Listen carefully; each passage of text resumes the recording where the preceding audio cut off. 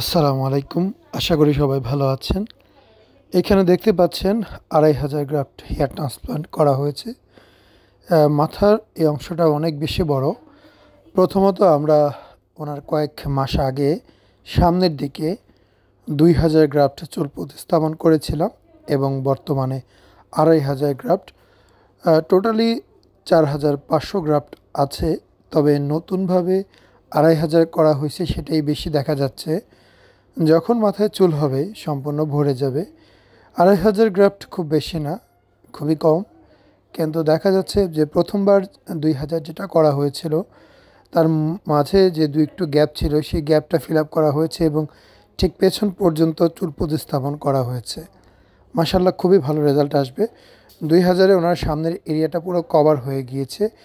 এজন্য এখন আমরা পেছনের দিকে ফোকাস করতেছি এবং হেয়ার লাইনটা আরেকটু ঘন করে আরও ২৫০০ গ্রাফট, টোটাল ৪৫০০ গ্রাফট চুল প্রতিস্থাপন করা হয়েছে।